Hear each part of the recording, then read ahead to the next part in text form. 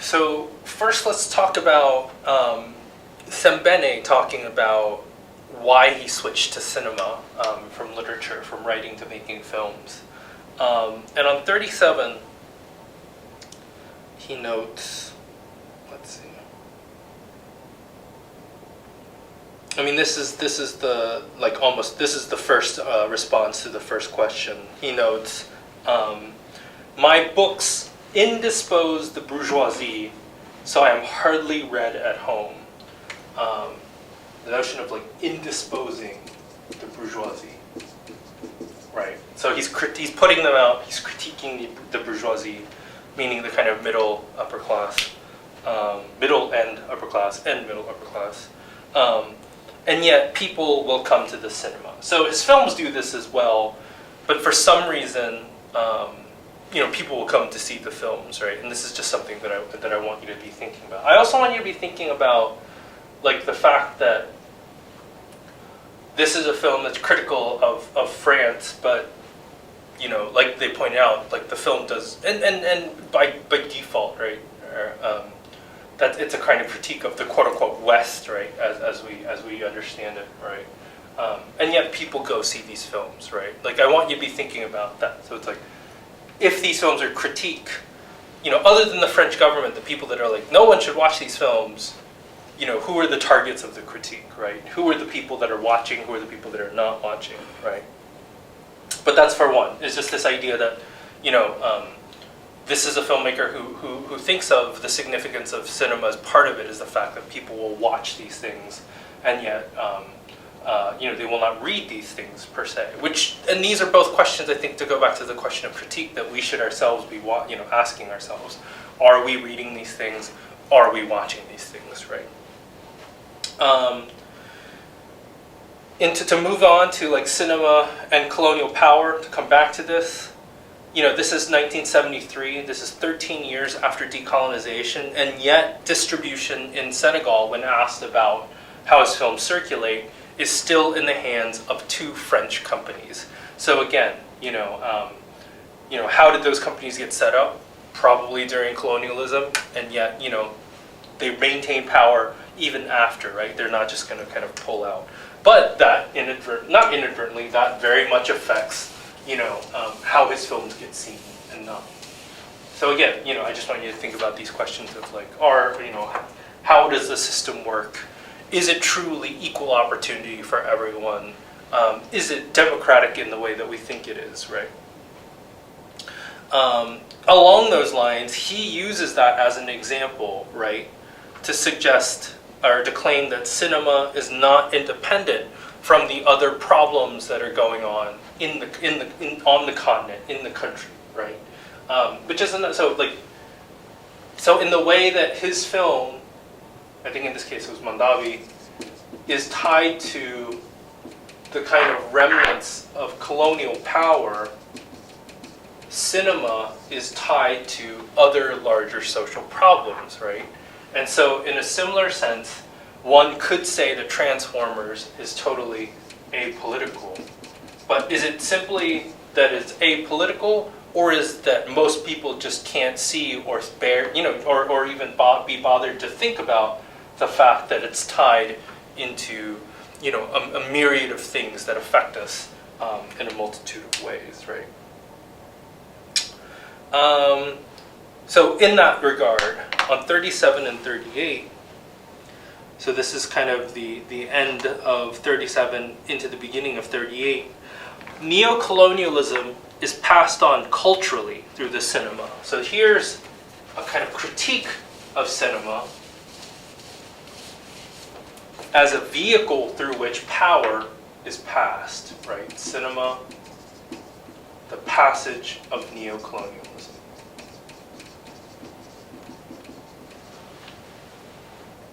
And that's why African cinema is being controlled from Paris, London, Lisbon, Rome, and even America. So he's basically calling out all of these places as centers of neocolonialism, including us as the neocolonial powers. That's why we have a stake in blocking films that talk about colonialism. And we might look at this and say, well, yeah, maybe that was the case 50 years ago, but not now because we're so much smarter and we know so much better. If that's the case, how come colonialism and neocolonialism and post-colonialism are just terms that we never hear? You know, we talk about racism, we talk about inequity, we talk about poverty to a very small degree, but do we ever talk about the kind of legacy of colonialism? Even in relation to, you know, American colonialism, right? Whether it's, you know, places like Guam and Puerto Rico are kind of, you know, the even, you know, like the parts of Hawaii, right? That you know, think about sovereignty and independence, but also, of course, like American slavery, right? Or Native Americans, right? You know, so it's like we talk about other things that are kind of related, but colonialism is something that we kind of tend to avoid often. So again, like, you know, this is kind of I'm taking this opportunity to sort of insist on that, right? That this is something that as Sembene is talking about, in '73 it was still going on. I'm going to wager that it's still going on today. It's not even a wager. It's just I think it's pretty just kind of clear that that's the case. And that's why we see almost exclusively the worst French, American, and Italian films. So there's a shift, right? It's like we don't really see French and Italian films anymore. We see almost only, you know, purely American cinema today. But, you know, just like thinking in terms of whether it's colonialism, but just like the relations of power, is like that is, according to Sembene, one of, if not the primary function, right, of cinema. Cinema from the beginning has worked to destroy the native African culture and the myths of our heroes. So this is like, he's not mincing any words here, right? He's just being very explicit. And a lot of people might, you know, have a bone to pick. It's like, we didn't destroy anything, right? That's precisely the kind of lesson of hegemony, right? So if in Japan,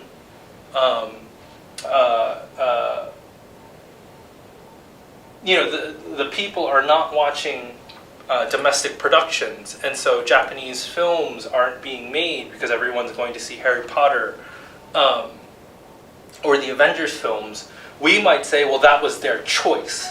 And that's true, right? That is true. But at the same time, right, we are actively making that choice easier for them, right? We're making it harder for, you know, that's the way that you know, all of this works, for domestic films to be produced, which is precisely, again, like the lesson of all of this, right? And as an effect of that, there is no longer a real kind of film industry, right? Which is why we, you know, like places like Korea have screen quotas, or even China, right?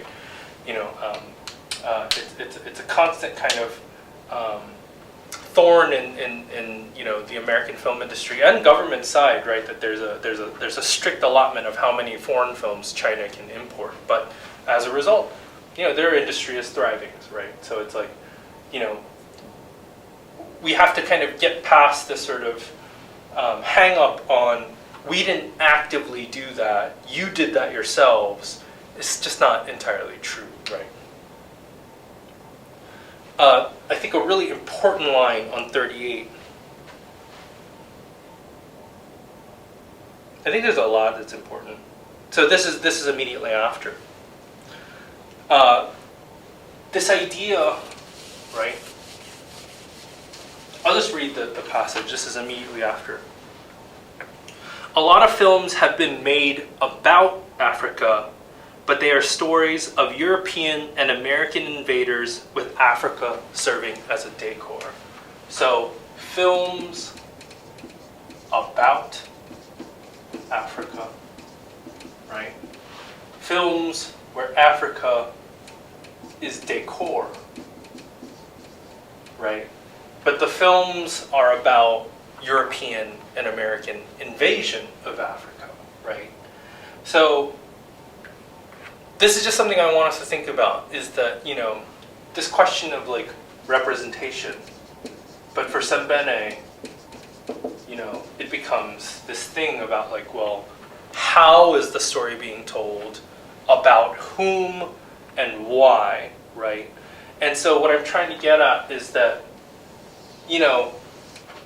oftentimes it becomes like winning by default. Well, at least Africa gets represented, but that's not good enough, right? That's what we're getting down to. Because really, it's just a backdrop.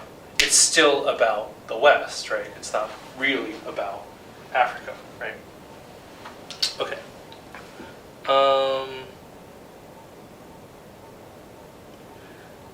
Also on 38,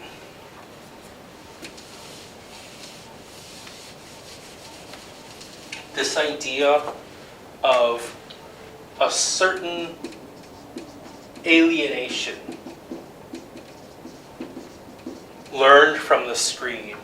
When we have a kind of singular or hegemonic form of culture, especially cinematic or visual, and you have very, very different people around the world, like if you grow up watching American films and only particular type of people are ever saving the world, what somebody is talking about is that for other people it becomes like an alienation that's learned, but an alienation from yourself, right? That there becomes this kind of like disassociation, which goes back to Holland's, like, you are not Europeans, right? That a result of that, or in relation to that, like a process might emerge where it's like, in order for I to have any kind of effect on the world, I must become like those people, as opposed to there's something being about my particularity, right? And so for Sembene, it becomes important for him, right? He says this on 38, that Africans looking at Africa on screen is something that we need, right? And in that sense, I think we can kind of very clearly see sort of resonances today. But this is the caveat, right? So this is why I'm bringing up representation, this idea of like alienation, but also seeing yourself on screen, or seeing your place represented on screen. But my question to you, right, is the sort of critique, right, the critique of colonial and post-colonial, or colonial after decolonization hegemony, is that what's being addressed in the sort of mainstream representation that we talk today? Or the other way I would put it, is the critique of alienation in Sembene's films the same as we see in the supposedly kind of progressive narratives that we have today? This is just a question that I want to kind of pose to you, right? On 38, he has a key line that really, really resonates and kind of, I think, pings off of Fanon quite a bit. It was a passage that I think I've already shared the essay, so it's in there. But on 38, same paragraph. That paragraph is kind of a doozy. The very bottom. Movies have infused a European style of walking, a European style of doing. Even African gangsters are inspired by the cinema. A European style, right? This is a historical specificity. It comes from a specific place and a specific time, but this becomes normalized, right? So that it no longer becomes something that's specific historically, but rather universal and unmarked, right? As if it's just the standard. Right? We don't think twice about the fact that people wear, like men and women, wear suits that come from a specific place and time. But this becomes universal that everywhere around the world, right? This is the kind of surreptitious way, like the things that Sembene are talking about. What are the other things, the sort of norms that have been set up that are actually specific but get treated as universal, as if they're just de facto, that's the way it should be, right? And in that is a sort of value judgment, right? Right? That the European style of walking or dressing, right, or doing is just inherently better than the non-European style. And that's, you know, basically what he's saying, that the cinema has done for us, right? Done for us and done to us. On 38, that's where we get to this idea. I really like this idea, or the term of airport art, right?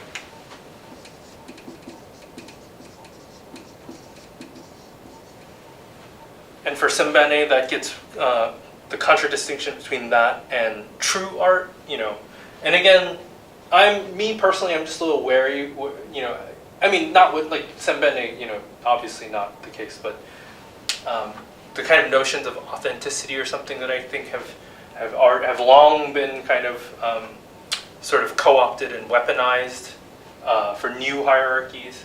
Not to say that this isn't a hierarchy, but I think for me the useful dimension is to just think about precisely, you know, airport art is also going to, like, no airport art is going to say, like, I'm fake, this isn't real. It also is going to convince you of its authenticity.